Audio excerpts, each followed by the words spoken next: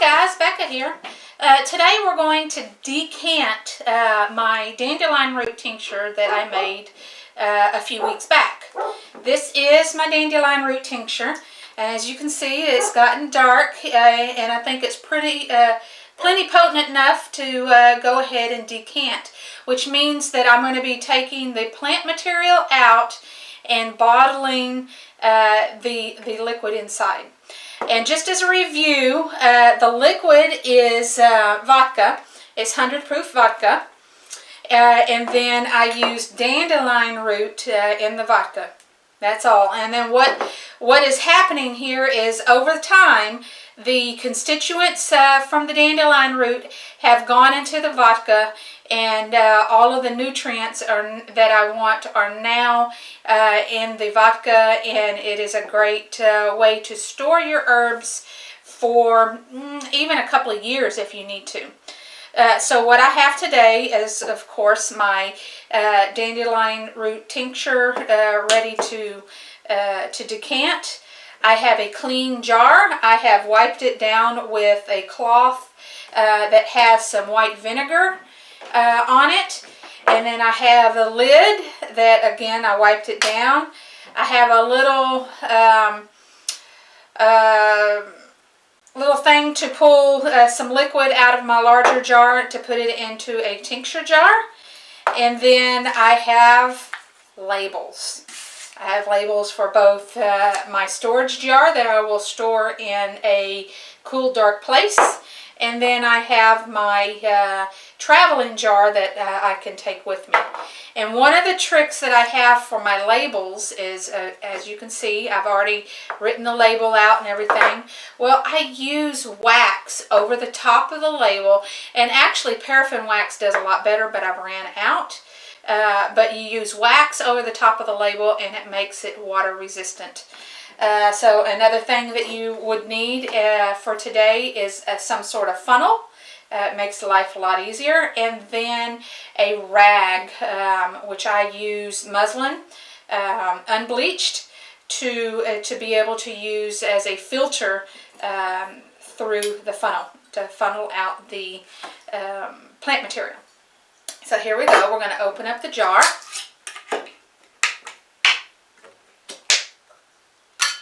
And I have my new jar that's already been cleaned.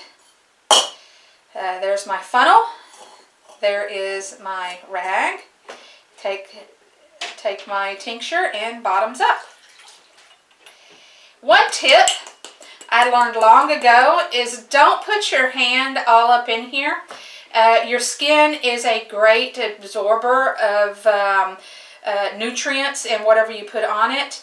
And it will absorb the concentrated form of your tincture, and it can do some nasty things to you. So just keep that in mind.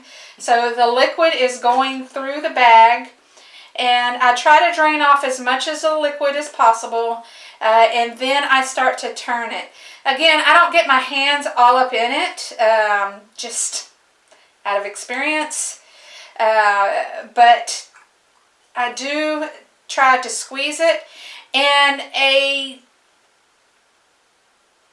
tincture like this that has a lot of bumpy material, you know, it's a harder material because it's a root, I will actually let it sit for a little while and see if it will drain more out of the. As you can see, after I squeezed it, it's still dripping. So I'll let more drain out and just sit in here. But you don't have to sit there and watch that drip. Just out of ease, I will put it back in there. And then I have my clean doohickey here. That is a technical term, yes. And then I take my dropper, put it somewhere clean. And then I have found that this larger doohickey, of course you can use the dropper for the tincture, but this one pulls more liquid at a time, so you're not sitting there going all the time. That you can actually pull out quite a bit more and put it in your tincture bottle. As you can see, I have, well, you might not be able to see, but I have already about half of the bottle full. And you don't have to fill this one all the way up. This one is going to be the one that you're going to use. So a lot of times I will put my tinctures in my purse. So if I end up if I think I'm damaging it too much, I can just throw it out and refresh with my stuff that I store. So I think that's enough. And then I'll put my lid on. And then of course I'll take that and let it drip so you can see that it's still dripping.